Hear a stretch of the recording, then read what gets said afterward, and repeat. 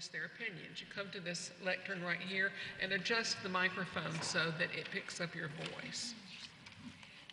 Each side will have 10 minutes to speak. All comments should be about the project presented.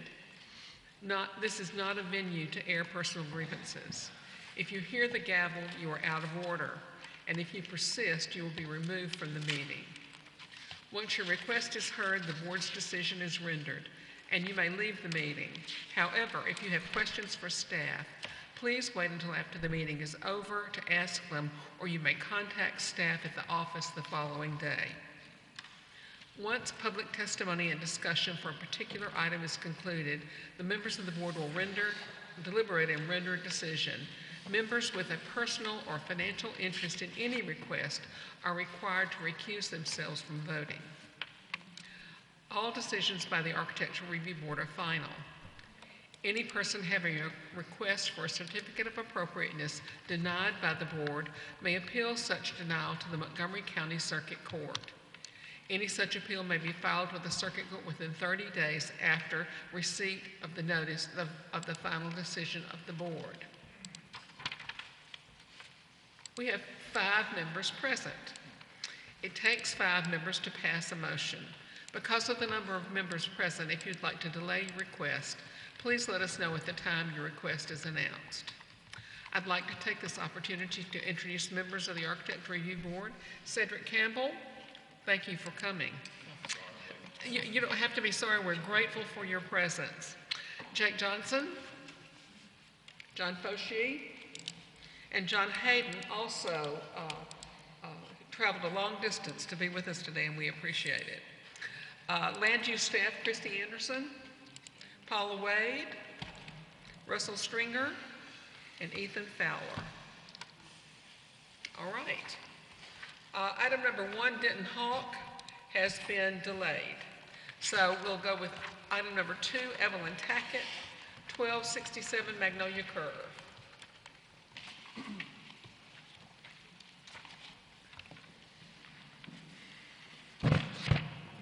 Evelyn, I see that you have wrestled with your windows and tried to win. I'm sorry, what did you say? I see that you have wrestled with your windows. Yes. And believe you have won. Oh, the last big storm was pretty impressive. For the record, I'm Evelyn Tackett. I'm the homeowner at 1267 Magnolia Curve.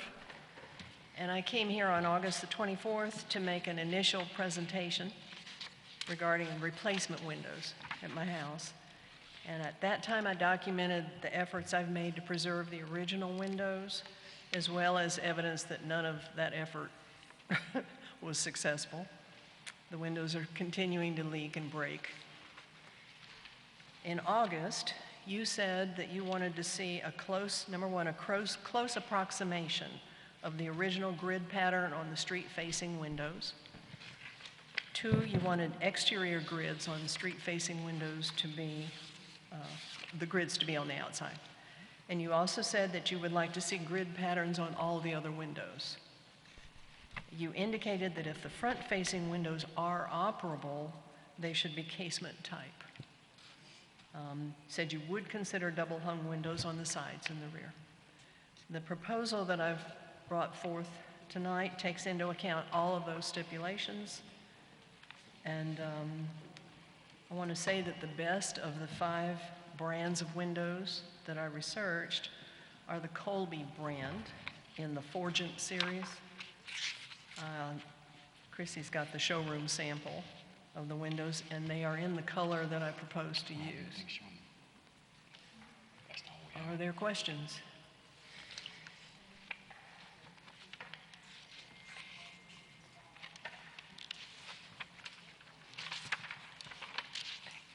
Is there anyone from the audience to speak to this proposal?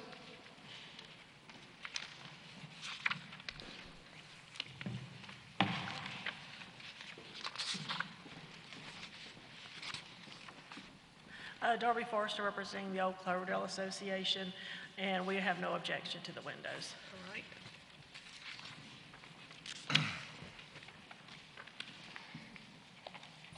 Is there any discussion from the board? Ms. Anderson, the picture that shows 1267 Magnolia Curve, is that an example of this, the window in place? Which page are you looking at? 2E?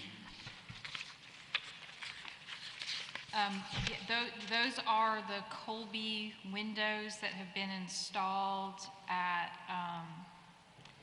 is it 36 Commerce Street? So they've got the kind of picture type windows and then the sash windows that they've installed there. It's also the window that's being considered for replacing the missing and failing steel windows at Grove Court Apartments because they could get kind of a finer mutton profile to better match the lighter visual weight of the steel windows, which is how we ended up discussing this window as a possibility here.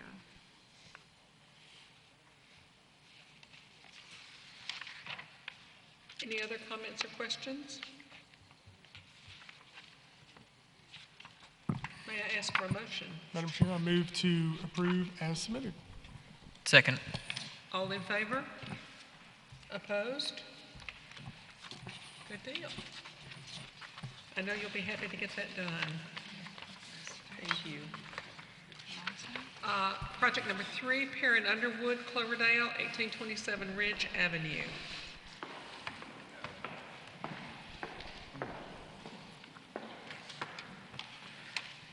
Do they have a copy of the plans also? They do. They Okay. do. What we're asking to do is pave a driveway and add 2 additional parking spaces on the front of the building. As you can, well, just past it. As you can see, there's a gravel driveway there now that's not very aesthetic, and we want to actually put 2 additional parking spaces there in the front of the building. There is no off-street parking there, and that's a problem, and there's no room in the back of the building to park. Now, I've spoken with Mr. Stringer, the urban forester, about a couple of issues, and the issue that he has is that there are 2 trees that would need to be replaced, which we have no problem with. And on the original plans, there are plans to actually add parking on both sides of the building, as you can see, but we're not trying to pursue parking. If you're facing the building, we're not trying to pursue parking on the right side because apparently that gets into the city right away. So and there were trees there that are city trees that would be in the way, so we're not asking for permission to put parking there. If you're facing the building, we're asking to pave that gravel driveway and add a couple of parking spaces if you're facing the building, on the left side of the building. The driveway would be concrete as opposed to the gravel that's there now, which is riddled with potholes, and it's just not a very good looking driveway. Are there any comments from the audience on this project?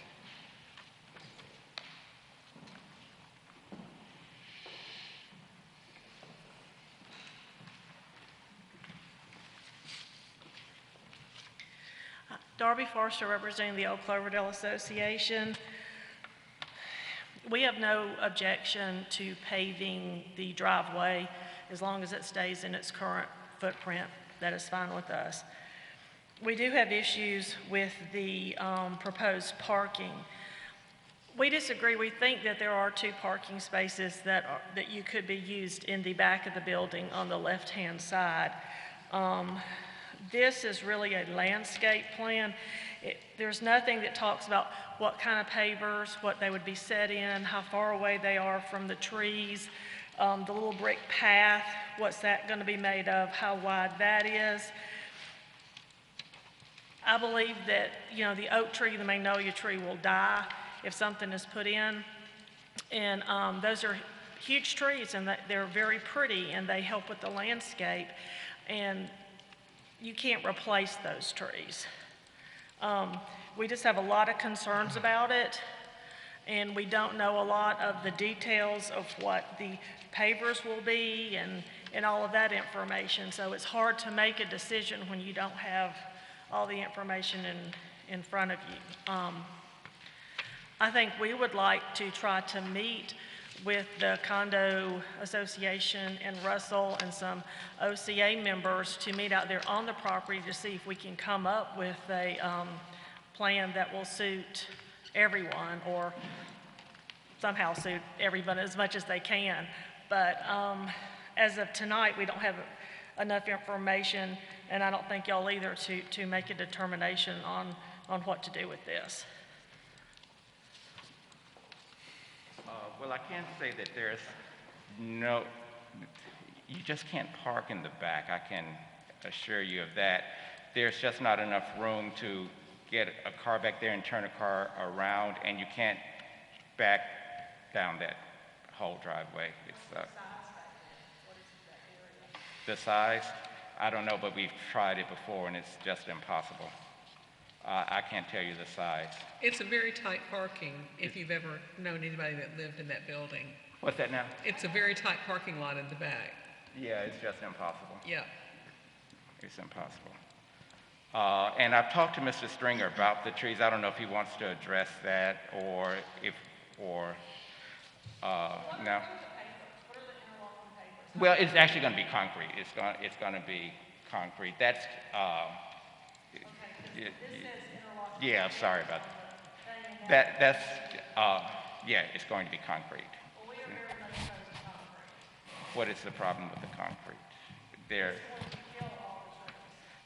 Well, I've discussed the issue with the trees. Mr. Stringer does, he does think that those 2 oak trees there will die within approximately 5 years. And we spoke last week, and he had said that he would give us permission to, when those trees did start to die, to remove those trees. But we had to promise to replace them with 2 suitable trees, and he would give us permission to put those trees on city right-of-way property. Well, I know, but if you look at the trees that are there now, they're huge. They've been there for years. But they're also a hazard to the building, those trees.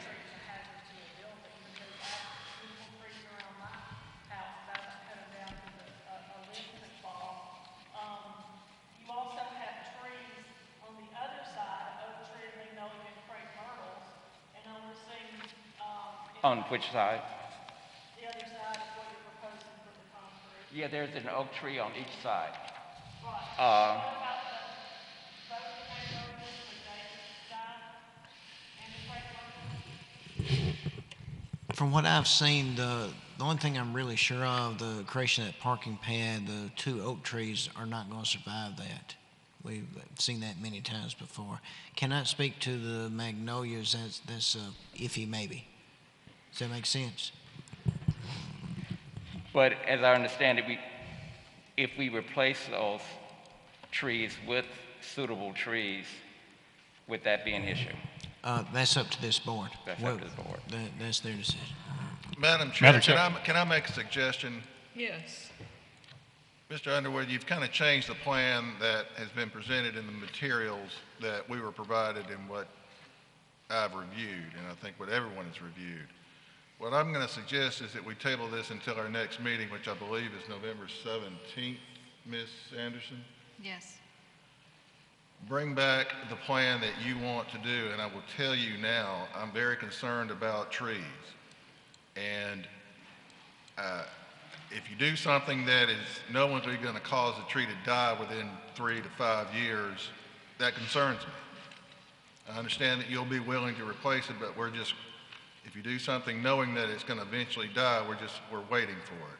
So I know that Ms. Forrester has expressed concerns. I don't know if you've talked with the association to perhaps. With which association? The Cloverdale Association, and perhaps, again, you've kind of changed what you presented in the papers that I have. And I think in an effort to get it done and not to try to appease some of the questions and concerns we have, and I appreciate that. But you're going back and forth right now, and I really don't think it's going to get resolved tonight. Mr. Stringer, is there any material that can be used for a parking pad underneath the trees without killing them? Is gravel? The whole, when it comes to a parking pad under trees, the very first thing that's wrong is somebody goes in there with a bobcat and scrapes off the first foot, and tree roots, all the feeder roots live in that first foot and a half. So you basically cut the tree's throat, and it either dies immediately, it might hang on for a couple of years. Cloverdale and Felder, you remember the big house with the tree, and she assured us it would be fine, put in that circular driveway around the tree, and it wasn't fine. That's one of many. That's why I say that they will not make it. So in order to make a parking pad work, you would have to avoid taking that bobcat and removing the first foot and a half of soil, which means no excavation. Because we're talking about right up under the tree canopy. And that's where that tree lives. So But even if that if we- can be done, then yeah. I mean, you can dump a load of gravel in there and keep it to within like 3 inches of gravel and probably be fine. So, Mr. Stringer, you're saying if they just strip the topsoil, 3 to 6 inches of topsoil, and then put gravel, it would be fine? No, Or you are can't you do saying no any- stripping? Well, you're talking this close to those old mature trees, you can't remove anything. You're saying no stripping, just No, nothing. You gotta just add to the grade. some kind of edge material to hold the gravel in and pour the gravel on top of what's there? If you can lay the edge material on top of the ground and not have to dig it or drive it into the ground. Mr. Underwood, does that sound like something you can work with for your parking pad? Well, I mean, I can talk to the people who do that. I mean, that's fine with me. I mean, I just know nothing about construction. So, I mean, whatever it takes. So what are you saying that would need to be done so I can express this to the pavers? You said that. I'm thinking that you have a contractor or somebody that's working with you, Mr. Underwood. Yeah. And I would say John is kind of recommending tabling it, and that would give you time to let that individual and you work with Russell on a plan that would suffice I'm and not happy to kill the meet with the trees. contractor on site to talk about what we're talking about. He probably would understand it immediately, so. Okay. All right. So you're saying that you would need to meet with the contractor on site in an effort. So let me just get an understanding here about the tree. So there is no way that if the trees can't be saved, then there's no way the project goes forward. Is that what I'm understanding here? If I could interject, I think there's a way that Mr. Stringer, and I don't want to speak for you, Russell, I don't know forestry, but there may be a way to install a pad without excavation. And I mean, if Mr. Russell or Mr. Stringer thinks that would work, I mean, then that's something we would certainly consider. And if the tree dies in 3 to 5 years, well, we did what we could. I mean, but we know if you go in and excavate and put down concrete, it's going to kill the tree eventually. Now, there's apparently something that may work without killing the tree, and that's what we're asking you to investigate. Okay. And meet with Mr. Stringer and your contractor at site, and questions can be asked, information exchanged, and hopefully some solution. Because we certainly don't want to deny you parking. Certainly. What now? We don't want to. We're not here to deny you parking, but we're But also here to do what we can to save Just trees. so I'll have an understanding, if the contractor says not feasible, don't see how he can do that, and To be honest with you, I just want to get an understanding that if the contractor says, what Mr. Stringer is suggesting, just, for that particular site, or for whatever reason that can't be done, then the project is a no-go because of the trees? You'll just have to bring back what you can and let us look at it again. Mr. Underwood, I'm not going to prejudge because, again, I don't have all of the information, and I'm only one person. So Without the investigation of, is there a way that we can do this without stripping the topsoil in that area, we can't make a good decision. It's not that we won't come to some other reasonable accommodation if that can't be done, but that needs to be examined before we can really fully consider the project. Does that make sense? Yes. Okay. Okay. Mr. Underwood, you're going to have to get 5 votes, and I think your best chance to get 5 votes is to have a plan that Mr. Stringer agrees is in the best interest of the trees. Otherwise, you got to get 5 people up here to say it's okay to do something different.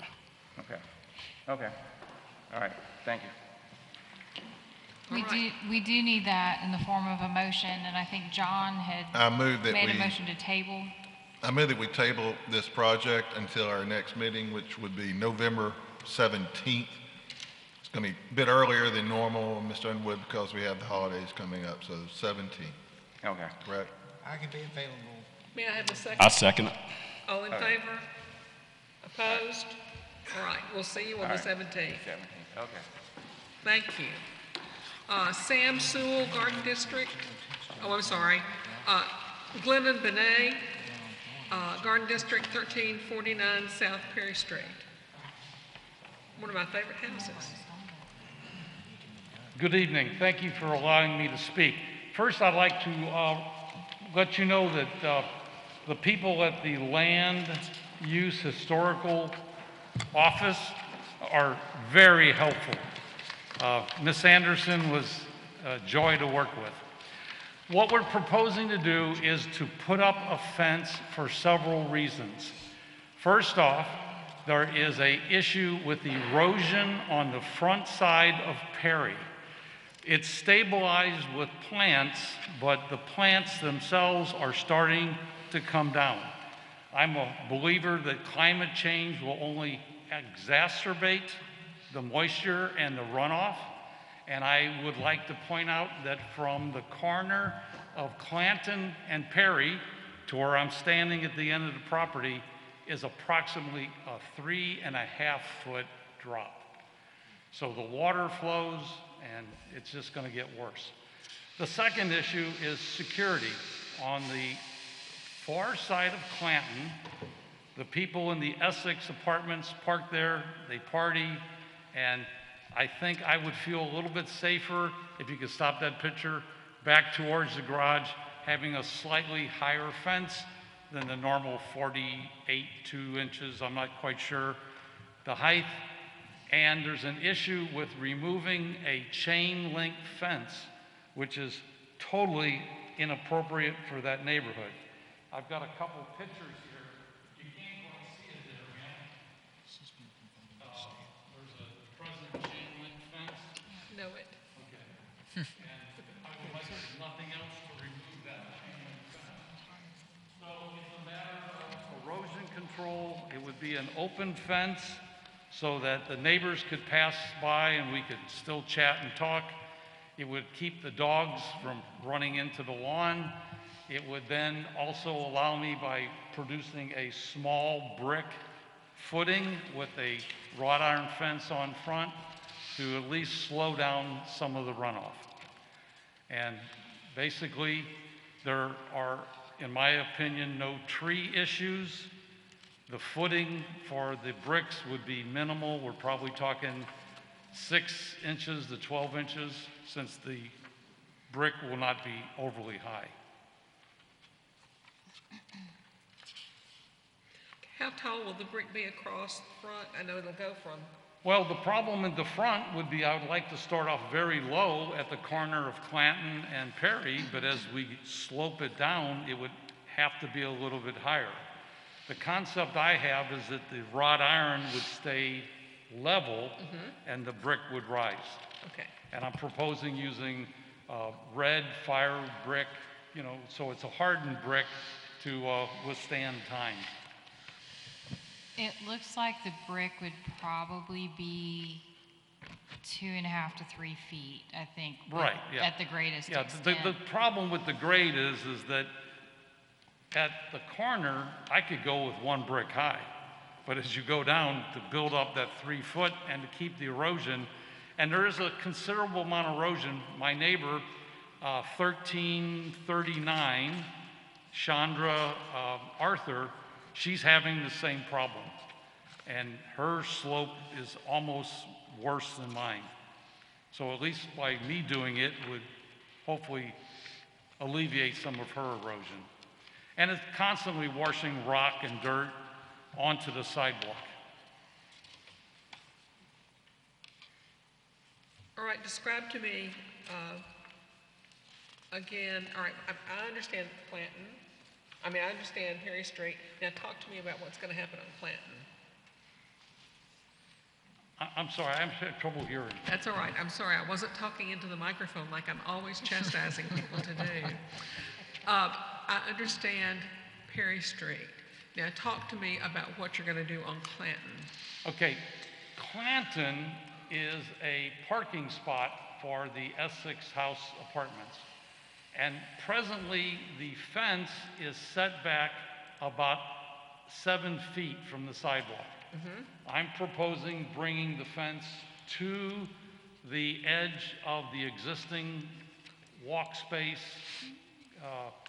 and basically trying to make it a little bit higher to keep people from encroaching on the sloped area.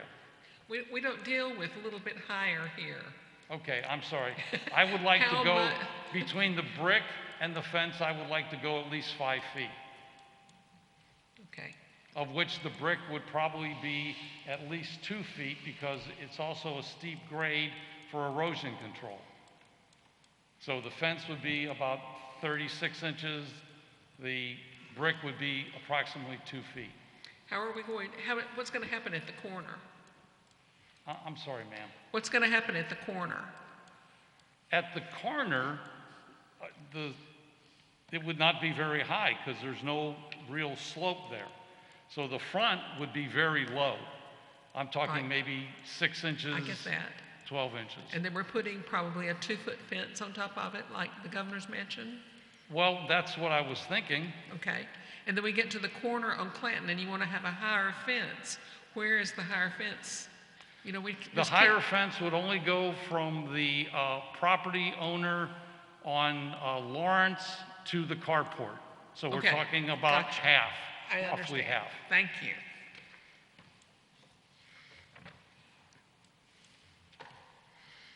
Is there anyone from the audience to speak to this? Ms. Callaway?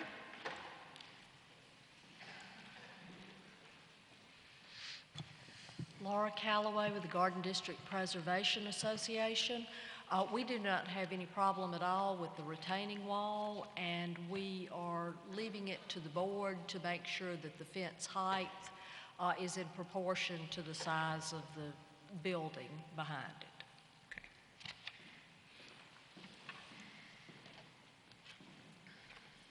Any other comments? Other comments from the board? Yes. I'm sorry, go Go ahead. ahead, John. There was some mention in our materials concerning the gate. Lee, do you want to put a gate in the driveway? There is a walkway to the porte-cochere that I would like to put a small gate. And as far as the carport area, it would be advantageous to be able to put a gate there. I understand that. How far would the gate set back, I guess, from, because there was some concern about it might need to be pushed back a bit. Yes, sir. I talked to the individual who's in charge of the zoning, and he said that that would be a concern, and I would have no problem setting it back 2.5, 3 feet. Would that work? Yeah, we discussed asking you all to consider if the gate post did need to push back so they could get a vehicle off the street or out of traffic, that they be allowed to just kind of carry that fence up along the front lawn to that gate, make that modification to it to enclose that space. Is that amenable to you, Mr. Brennan? Yes. To me, yes, yes. Okay. I'm more than willing to do whatever the board says needs to be done. As a new member of the community, I just learned about how parking meters work here. So you tell me what you appreciate and I'll make it happen. Well, first, I appreciate you coming and asking permission instead of doing the work, and then we have problems. But thank you for the information. I think that what you need to do at this point, I don't think anybody has any problems with what you want to do, but I think you need to get a piece of paper and work out really carefully where the heights of things on Clanton Avenue, where things are going to be tall, where things are going to be small, where the fence is going to fit in, so that everybody understands what you need to do. And I also would like for the staff to take a look at your brick materials, a sample of your brick. Yeah, I have no problem with that. So you're looking for like an architectural rendering with exact heights and... You're going to have a better, you are going to have a better product in the long run if you have it written down what you're going to do. Okay. Everyone will be happier in the long run. Yes, ma'am. May I have a motion for this project? I would move that we approve the project as presented and subject to consultation with staff and approval of the brick and the gate. Well, and the adjustments to the gate that we discussed also. Right. Second that wonderful motion. All in favor? Opposed? All right. Did everybody vote yes? Oh, Cedric. I'm sorry. Yes or no? I'm fine, yes. Yes? Yes. Thank you. All right. All right. Thank you, Mr. Benet. Thank you very much. About the best motion I've made all day. Court didn't go that way. All right. Sam Sewell, Garden District, 1324 South Ferry Street.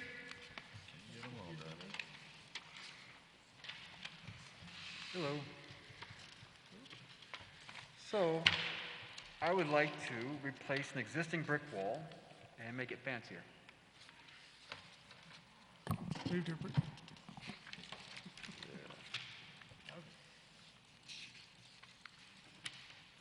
The existing brick wall is about to collapse. And I don't know if you have my drawings on there. It's in there somewhere. There's my crude drawings. Yep. The lights on top are going to take off because they'll exceed the height limit. We're going to make the... You're going to need to lean closer to the microphone. So we're going to make the wall taller, stronger and solid. The brick that I found matches as close as we're going to get to the 100-year-old brick that's on the house. It's called the Charleston. They sell it over at Acme. The pillars are going to match what we have on the back of the house and on the guest house, the design. The rest of it's just going to be straightforward laid brick. The capstones are going to match with the rest of the house's capstones, the gray-blue stone.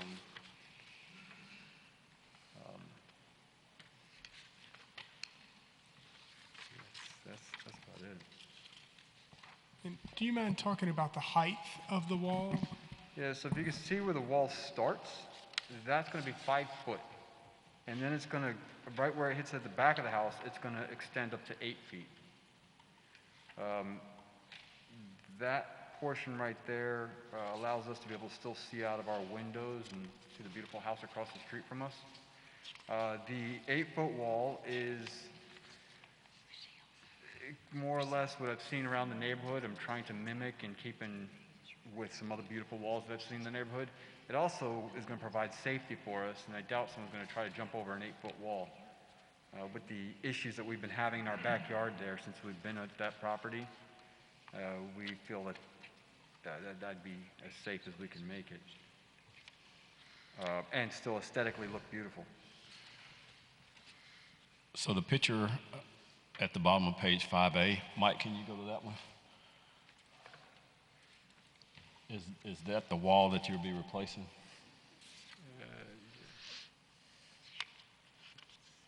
That sort of brick lattice wall? Yeah, that's the wall. That's the wall you're replacing? Yes, And you're wanting that to be 8 feet instead of the height yes. that it is? And Ms. Anderson, the guidelines are 6 feet? ARB design guidelines for fences and walls recommend 6 feet. Y'all have approved taller structures if circumstances dictated. Usually that was, most often that was if there was a tremendous grade change where just a 6-foot fence you were going to see right over the top of. Yeah. I would have a hard time saying 8 feet is okay in this application. That's just my thoughts. Well, the reason I chose 8 feet was to mimic other walls that I saw at other properties very close to us. I also we have quite a bit of chaos right behind our house there, and we have had gunshots right underneath our bedroom window at that location. There's cars parked there at nighttime that we can hear what there's going on. And so we just don't feel too safe at the moment. And we feel that if we got to match what we've seen around the neighborhood, we can feel safe in our backyard without any trouble. 6 feet, I feel that someone can easily get over it and come hurt us. In my understanding, you're right, Mr. Sewell, a portion of this will be 6 feet high, another portion will be 8 feet high, the portion in the back of the house? The portion will be 5 foot high, and that's what's to the side of the property there. Right. You see there's a little fence that goes to the house where it extends outside the house there? Yes. It's going to cover that little area right there, and what I planned on putting was my utilities. Because they're very noisy where they're at next to our house, I then can move them around there without someone stealing or damaging my air conditioning equipment. But I did not want to lose the view of the property across the street through the windows. And it's also not right up against the house there, so I could see 5 feet being a safety barrier. Is the 8-foot portion going to be hidden by your home, or is it going to be visible, street visible? Okay. The 8-foot portion is going to be from the back of the house to the back of the property line. Is the 8-foot portion, I mean, you've got an opening here like there's going to be a drive-in. Is the 8-foot portion that's to the left of that? Kind of behind this garage apartment? If it's not a garage apartment, I'm sorry. It's a guest house. Okay. But that's recessed quite a bit back. There's going to be, I wanted to put a gate back there so I could drive and park. Uh-huh. Up to that guest house, I could fit 2 cars.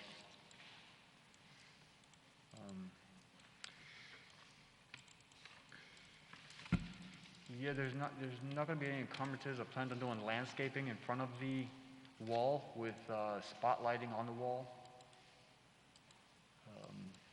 I would note that any landscaping would be in the city right-of-way and would require Russell Stringer's approval. Okay. Flowers and sod. It's very hard to see this drawing, which I think would answer some of my questions. The drawing that I did? Yep, for some reason they turned out very dark. Hang on a I second. have it here in my hands if you'd like it. I've got a copy. Let me see.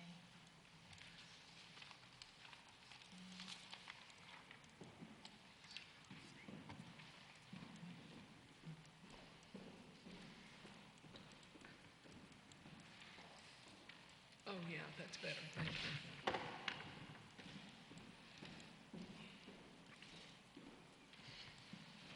All right, pass that down to Cedric and see what he thinks.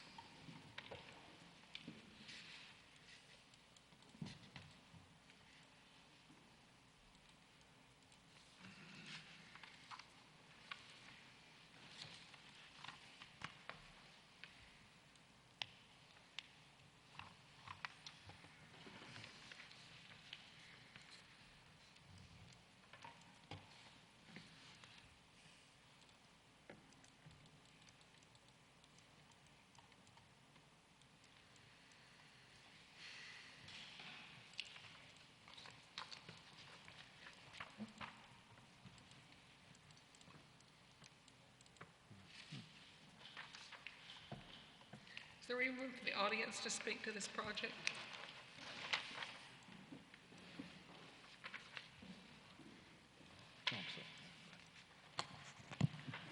Laura Calloway with the Garden District Preservation Association.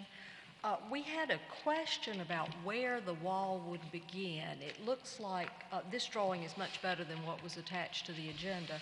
It looks like further forward than where the current wall is situated. Is that correct? So the property extends out, the house extends out here. So I was going to bring a small one. This would be the 5-foot wall Okay. here, and then it would go to where you see that fence there, giving me that space inside of Okay, here so to hide our utilities. where the existing fence is where it goes up to 8 feet. Yeah, that would be right Okay. here, up to 8. And we were a little bit concerned that 8 feet might be a little bit overwhelming. I'm not sure where there are any other walls that tall in the neighborhood, but I will concede that they may exist. Well, the walls at the governor's mansion are only 6 feet, but they're also on top of a big berm, so, Oh, okay. you know, Yeah, There was one on Gilmore, that I took pictures of the copy of it. Ah. But the 8 feet would give me the ability to put these lights on top. Oh, okay, so the total height with the lights on top of the columns would be the 8 feet. The wall itself wouldn't be 8 feet and then something towering I over. thought about that, and the 8 feet was a bit high. And then Krista was mentioning that we wouldn't be able to put the lights on there if I did the wall 8 feet. But if I did 7 feet, that'd give me room for the lights. Okay, all right. And the issue with the lights was that the wall, the proposed wall at our first discussion was 8 feet. And to get a height variance, which is required, they also needed to know the height of the lights, which had not been selected. okay? Okay, how tall is the brick going to be on the wall? It's not going to be 8, it's not, I'd like it to be 7 feet. okay. From the brick, from the ground to the top, allowing me to put a corbel on top there and lights if I'd like to. So 7 feet of wall, 1 foot of lighting. 12 inches to be able to put a light on top of each pole, which I have not decided yet. I think we're going to go with spotlights instead of lights against the wall. But there was also the gate, and the arch on the gate design could go up to the 8 foot.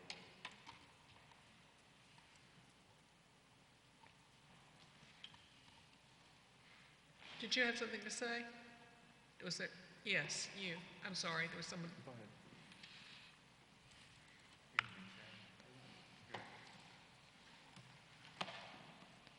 Good evening. My name is Mark Pierce. I'm a real estate broker in Florida and in Alabama. Mr. Sewell purchased this home at the beginning of this year. I represented the seller, and while the listing agreement was in full force, the seller quit-claimed the deed to Mr. Sewell, which took the real estate people out of it. That's the short story of it. The bottom line is there is a lien on this home. No, there is a lien filed on this home. So my question to you is, and this is all new to me, my question to you is, how can this board change substantially a home that has an active lien filed on it? And that's about the long and short of it. The board's not going to The change. commission was not paid, by the way. That's really the issue. The commission was not paid, and nobody paid the commission. He did not pay the commission. The seller did not pay the commission. Mr. Pierce, are you claiming that Mr. Sewell doesn't own this home? We don't know yet. It hasn't been adjudicated. We just filed it. So the way I understand it, if he were to sell it, he would have to oppose the lien or do something with the lien. Yeah, if somebody's got a lien on their house and they sell their house, and the lien has to be satisfied. The lien has to be satisfied. Yes, sir, and that's not our business to, I've not been put in this position before. We're not asking to It's not our business to figure out who owns the house. Our job is to figure out if the alterations he's requesting should be granted. If there's some sort of civil problem between you and Mr. Sewell, that's for another place and another time. Or Mr. Foshee? Well, I can understand that, but I mean, it seems to me it would be prudent for the board to make a decision like this, not knowing that this is still hanging up there, because he may not own the house. Well, what I found when I put information in the system was that there was a deed from April, and that the county sold the property for taxes in June for $70,000 to a company out of Memphis. I don't know who owns the house either. Madam Chair, I have a couple questions about the height of the wall. Yes, Would sir. it make sense to table this discussion until next month and request some more information from the presenter and kind of take it up next month? Our job is to decide whether or not his proposed is not to give him permission to build. He still has to get a building permit, but whether or not what he's proposed damages or destroys the historic character of the neighborhood. That's all our approval means. And whether or not he owns the house or somebody else owns the house, that's all it means. I agree with John. I have some concerns about the height of the wall as well, Madam Chair. I would not be okay with 8-foot wall. Yep. Just for the record, I'm not the Sam Sewell that ever met or dealt with him. That was my father. Oh, okay. And I came into this late in the game and decided to help my father out and asked my father if I could purchase the house from him. So that's where I'm at. I'm in purchasing it from my father. And I didn't know about this until just now. As far as the height of the wall, I would really like to hear your opinion on what you guys think is best. I'm just going based on trying to copy what else I'm seeing around the neighborhood. And I took a measuring tape to a couple of walls in the neighborhood and said that looks about right.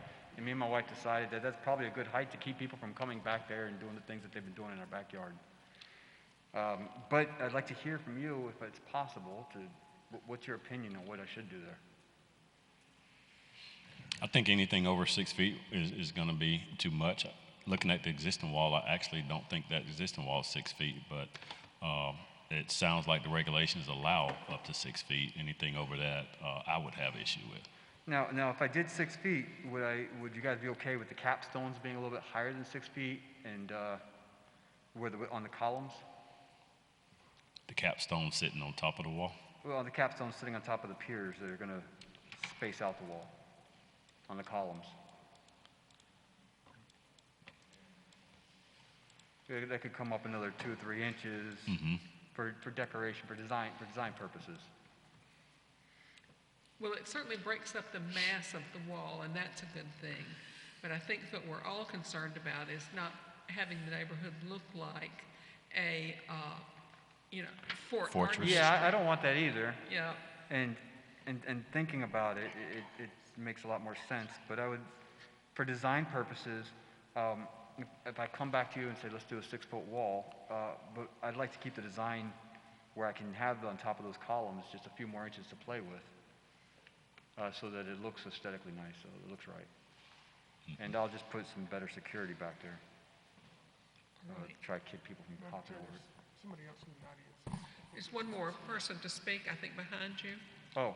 We like for everybody to speak Oh, yeah, go if we ahead. can. Hello, neighbor. How you doing? Mr. Benet, resident of 1349 South Perry. As a resident who'd be most directly affected by what Mr. Sewell is proposing, I see no problem with a 6 to 8 foot wall. The neighbor, Miss Arthur, her and I talked, and she said it looks fine because the adjacent property is the large antebellum home with property that is probably higher than 8 foot tall. So as far as from my front porch looking to something that's 6 to 8 feet tall, it would look to me very appropriate. So I agree that Simple is similar to Clanton on Perry. It's a real traffic I mean, there's a lot of traffic on there.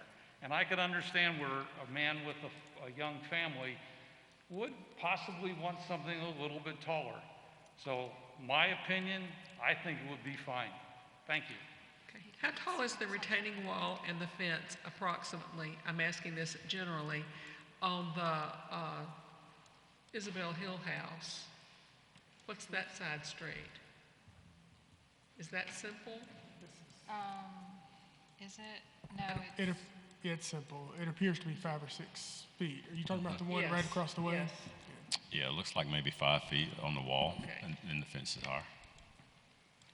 Similar height to his current wall. Mm-hmm.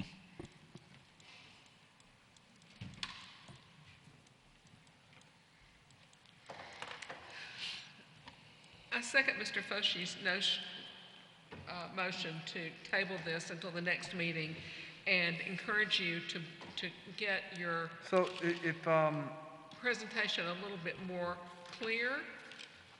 what needs to be more clear, the height? The height, a better drawing would help too. I'm sorry, A what? better drawing. Are you going to use this salvaged brick as you tear down this wall? I'm not using anything salvaged from that. I'm using a brick from Acme that's brand new, but it matches the 100-year-old brick on the house. The brick that's there was done sloppily not long ago. Okay. And it's falling down. Yeah. I was hoping to get this done sooner than later because we have some serious security concerns where we're considering leaving. With gun shootings nonstop behind our house there. If I have to wait another month, it may just change our lives here. Well, it's Now, more if like- I settle for 6 feet, is that possible to just settle for 6 feet at this point? Yes. If I go for 6 feet walk, would maybe that change and I can get something accomplished here today?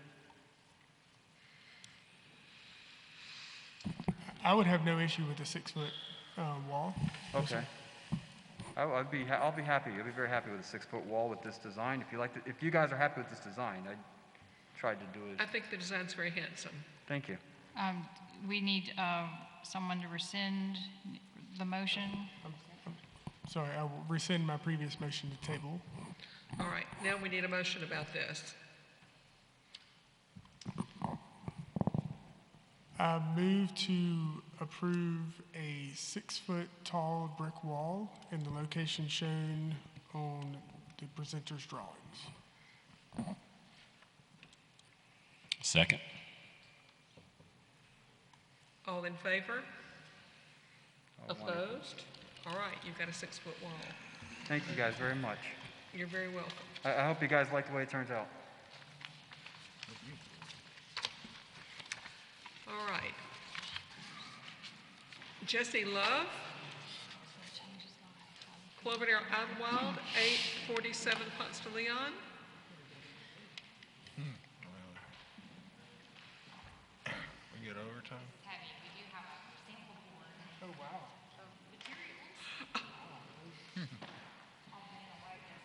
I'm getting too old.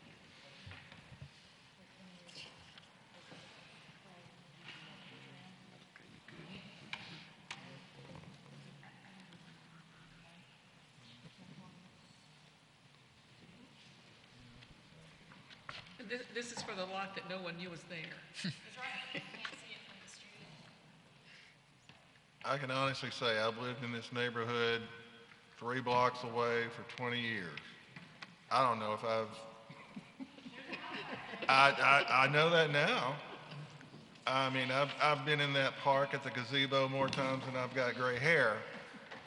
I don't know that I've ever seen this house.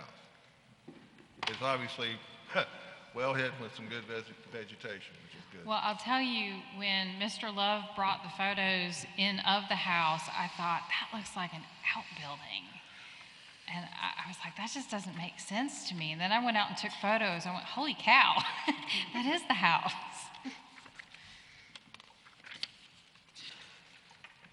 Good afternoon. My name is Jesse Love. I'm the owner of All About Construction here in Montgomery.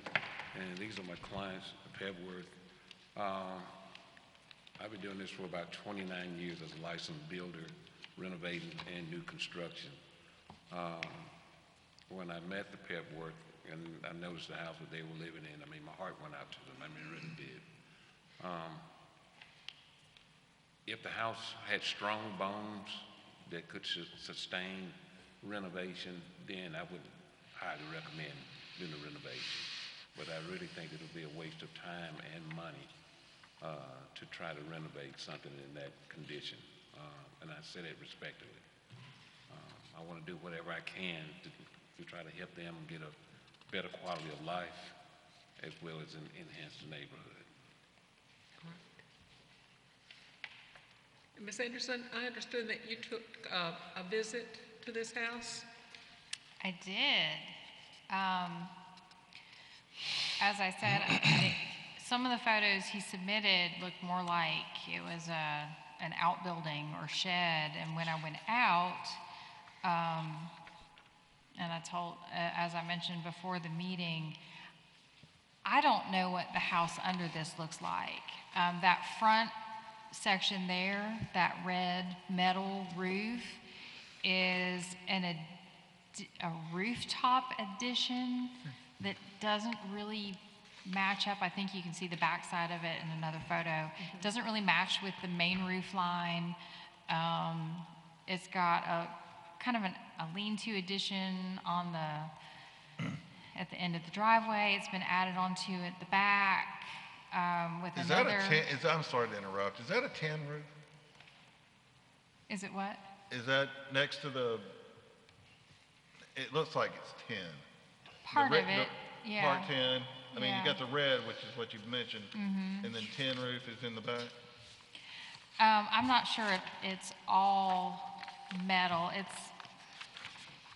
It's very hard to describe. It's like something got added here on the roof and added there on the roof, and the materials don't match, and the roof lines don't match. See where it's kind of boxed up? Yeah. At the eave there. It's had a number of unfortunate things happen to it that have probably contributed to its condition, just in terms of how it channels moisture, and it's very shaded, so it's literally the place where the sun don't shine. So I think moisture is, even with the brick veneer, has been an issue. This is an addition on the back.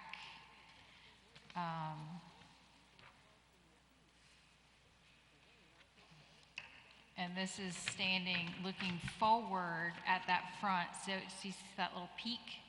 That's that first red roof we looked at the front that was added onto over that porch. So it has a lot of interesting things happening. Is it your opinion that the house is no longer eligible for the National Register of Historic Places? Yes. I would say that this would not be considered a contributing structure in a historic district. All right, thank you. Thank you. Is there anyone from the audience to speak to this? Darby? Is this you, or is this Cloverdale Idlewild? Cloverdale Idlewild. All right. No, you're not. All right. Speak for your neighbors there. All right. Well, I do live in Cloverdale Idlewild, but I'm not, the Colvins are not here, so I'm certainly not speaking on behalf of the association. Wow. I've in this neighborhood more than 20 years. If I had noticed that house, I would have told Miss Anderson to ask her to go look and see what in the world's going on. Right. And I have in other areas, in other places. Well, Mr. Love, is it possible to would it be possible to do demolition and new construction without clearing the vegetation at the front of that lot so that it's still screened from the street? Yes, ma'am. Okay. Absolutely. Okay, 'cause there are some mature trees in that. And I was going to ask Mr. Love if demolition or construction, because I know it can get sloppy, would require, in your opinion, the removal of any of the mature trees on the lot. No, sir. We had a site plan done by Jeff Code Engineer, and the new structure would fit right there in the old place. I mean, it looks more or less like the new construction will be pretty much in understand the footprint of this construction is not uniform in any way, but it's going to be mostly in the same footprint. Yes, sir. Okay. There's a mention in the materials we have about possibly requesting a letter of credit or financial proof of ability to pay, so that, once the site is cleared, that you have, or the owners will have the ability to pay and before construction or before demolition begins. Yes, sir. My bank has already approved it for it. Okay. Do we have any, can you get that to Ms. Anderson? Yes, sir. Just Yes, make sir. sure. And you could make an approval of the demolition and replacement, subject to, you could pull a building and demolition permit together. Okay. Or that the building permit needs to be pulled within a certain number of days after the demolition permit is issued, or something like that. So we can ensure that that process moves forward and that we're not just creating an empty lot. Well, and that is my concern, and we have, it's very rare, but sometimes people decide they don't want to complete what they start, and then we have an empty lot or a half-completed home, and somebody has to come in and try to mop up. So, Well, they ready. sounds They ready. sounds They sounds ready. like sounds like a very good plan. Yes, sir. All right. Are there any other comments? May I have a motion?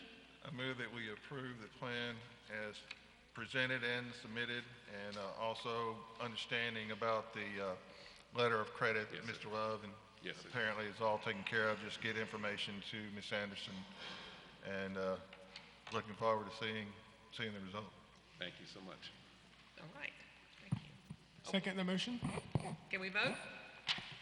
All in favor? Opposed? All right. The motion passes. Thank you. Thank you, Mr. Love. Do you want your board? I took a picture of it, so I'll put that in the file. The last one of the evening, Frank Moody, Cloverdale, 1132 Westmoreland Avenue, who covered up his asbestos shingles with fiber cement siding. Okay, so I'm the father of the owner.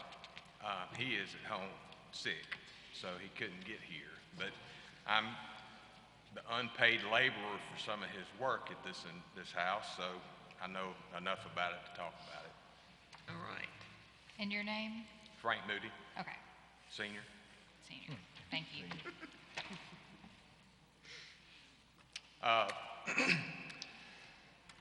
When he got the letter about covering up the asbestos shingles, we first of all, he bought the house 3 or 4 years ago, and it was in really bad shape. I mean, inside, outside, terrible shape. Lots and lots of broken siding all the way around it. We tried to pull some off and replace them with what was there, understanding that we could maybe find some that were close enough to match. But every time you got the broken one off, it broke the one in front of it. And we didn't want to go through the process of removing all the asbestos, and decided that the best thing to do was to just go over it with this cement hardy board. The reason we decided to go with that kind of siding was that the garage and carport that's on the same property has the exact same siding on it. Wanted it to match. There's several houses within 2 or 3 blocks of there that have the same kind of siding on it, and it's just a more updated look, and that's what we're trying to do, is improve the look of it. Well, I think when you look at the rule of thumb for replacing fiber cement shingles, you see that the rule is that you're going to break 6 for every one you replace. Say You're that going to again. break 6 for every one you replace. Yes, yeah. So I think I would agree with you that it's probably not possible to pull those off and put all the good ones on the front. One of the other issues is that the smaller pieces that you could get to match the asbestos that's on the house, it's close to triple the price Yeah. of the long 12-foot pieces of lap siding, which was in his case, was a big deal. So the lap siding just exists on the side and the back of the house, and the asbestos remains in the front? No, we're going all the way around the house. Okay. And he started on this back in late spring, early summer, and we just got a letter 4 or 5 weeks ago. He just didn't do what he was supposed to do. But the reason it stopped when it stopped was not because of this step. It was because the suppliers were having a hard time getting the siding. I think that's subsided a little bit now. I mean, I talked to the guy I buy it from, and he's got plenty of it now. But, of course, we hadn't been able to do anything for 5 or 6 weeks. Is there anyone from the audience to speak to this project? Cloverdale?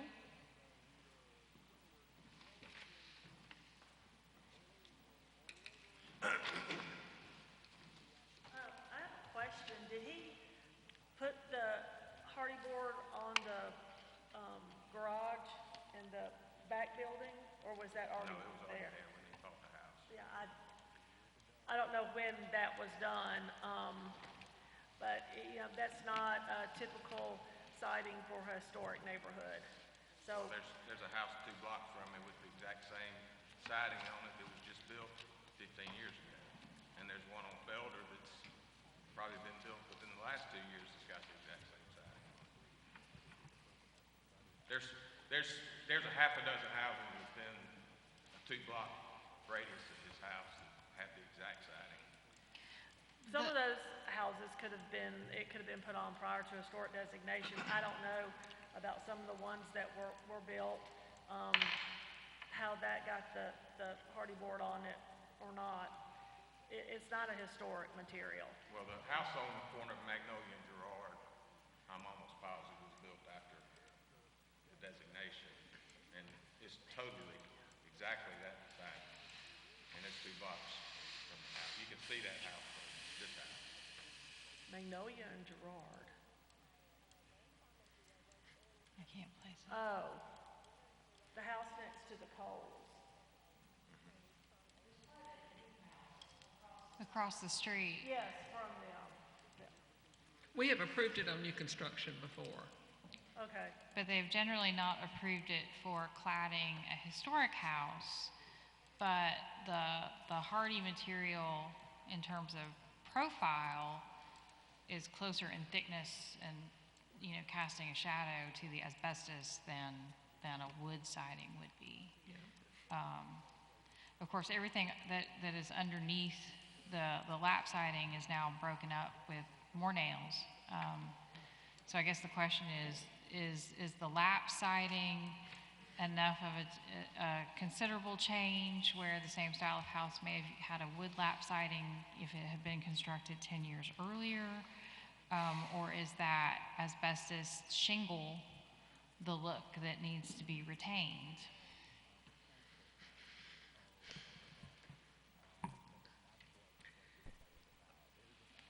This house is one that one would expect to find with any number of siding materials. You'd expect to see it in brick veneer, you'd expect to see it in lap siding.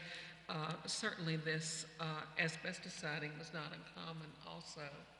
And for your information, they started making hardy board in 1911. So it is a historic material, just not in this location is it not a historic material. I have to kind of laugh because when I glance at this house, it looks exactly like mine. I'm talking yellow siding and everything. I didn't hear you. The siding on the house looks exactly like the siding on my house, and my house was built in 1928. So You haven't put hardy board on it at night. I know it was on when I bought it whenever I bought it, 2001, something. Anyway, I don't have a problem with it, to be honest with you.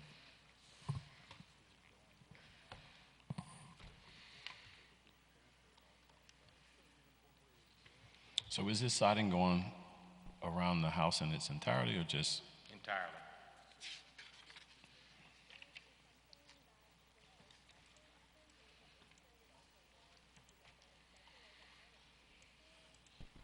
Well, I'm sorry to lose the asbestos siding, but I also know it's not practical to keep.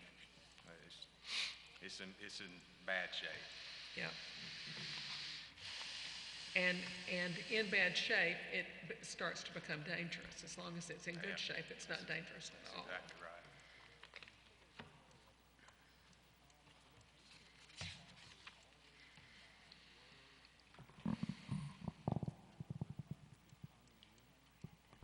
Madam Chair, I think we have to think of this violation as if we would be seeing it for the first time if it was not a violation, and I would have approved replacement of the asbestos for lap siding first time. Given the condition the asbestos shingles were obviously in, I would probably also do the same. Yeah. I would not have approved it if you had been replacing wood siding with this, but Well, with the asbestos siding. That's different. That's different. That's different. I agree. So it's sort of like one relatively modern construction material shape for another shape rather than a historic material for a. We can talk about this all night, you know? Let's do it. Madam Chair, I move to approve. Please don't. Move to approve as presented. Second. All in favor? No opposition. Thank you. Thank you. If you do this again, we won't be nearly as nice. Please come ask first. All right. No objection to the minutes. Second. All right. Minutes approved. Meeting adjourned. Thank you.